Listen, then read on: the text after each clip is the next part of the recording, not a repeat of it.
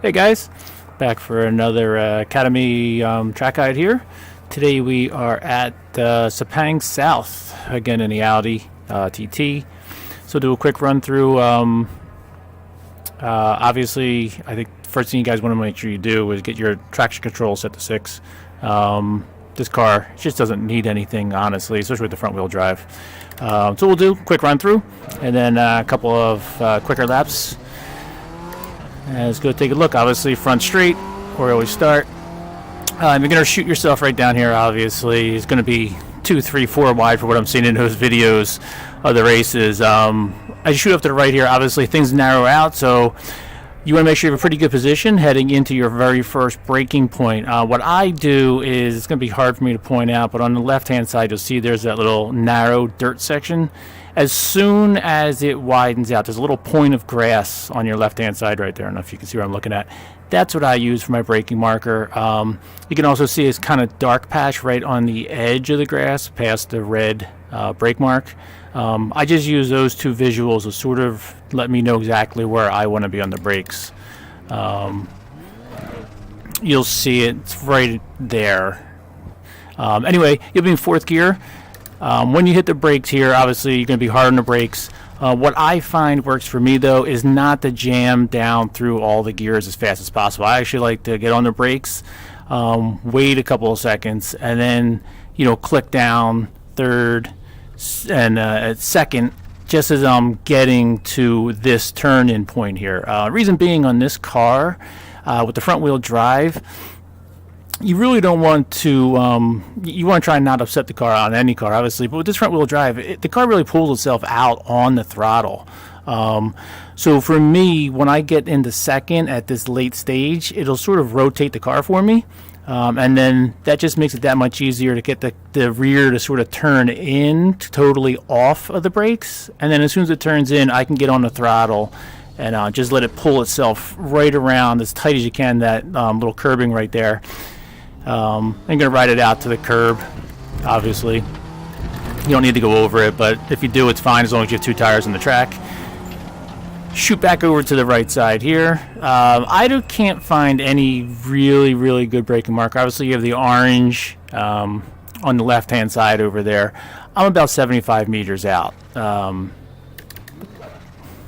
there's no good concrete thing to use here for me. The orange throws me off, so I just sort of use a mark on the track. Anyway, again, you're going to brake down here. You're going to be in 2nd gear, so the same thing. You're going to click down, and at the last second, I'll click down in the 2nd gear, and that'll help rotate. And as soon as I get the car turned in, I'm on the gas. You can get 2 wheels on this inside curbing here, but if you go too far over, you will get pinged. So just make sure you're not cutting that too much. Car's going to come out, use the exit curbing, quick left, and then right back. You want to ride out as far as you can to the left here. Reason being, this is a relatively, it just takes a few times to get this turn right. You're in 4th gear, and you're going to go down to 3rd for it. Because of the track, and you're sort of pointed to the right, and the way this car is, when you get off of the brakes, as soon as you get off the brakes, the rear is going to come around a little on you. So you really need to sort of feather into both the brakes and when you drop into 3rd gear here. You're going to hit 3rd gear, and as soon as you can, just this corner, you really want to be on the throttle early. So hopefully before you hit that apex there, come out. 4th gear is going to redline on you right about here. You're going to have to shift into 5th gear. Get over as far as you can.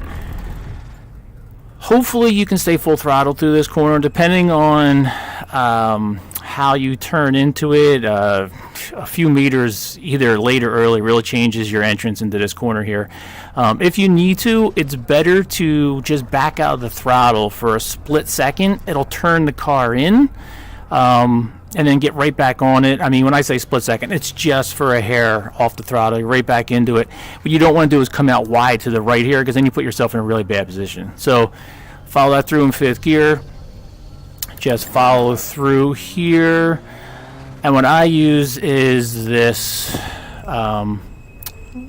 concrete on the right. As soon as I get to the beginning of that concrete, for me it's time to get on the brakes. So you'll be in fifth. You're going to slow down to third gear here. But you're slowing down, and looks like you're going to go off track. But you gotta come out as wide as you can, because your turn into this corner is a little tricky. Obviously, you want that green post right there is your goal. You want to turn the car in and just come as close as you can to clipping that and ride up on top. Now, the one thing I will say about this track, it goes to all tracks, obviously, but this one in particular, your leaderboard laps and your race laps are going to look very different. There's a lot of room on this track. If you take that big wide turn and you have somebody right on your tail, you're leaving the door open for somebody to shoot up the inside of you there. So again, while it's important to make sure you know the fastest line around, you should also be aware of defensive moves and some passing opportunities and stuff like that. So we'll do a quick reset, throw a couple of hot lats, and we'll see if this is helpful to you guys. Catch you later.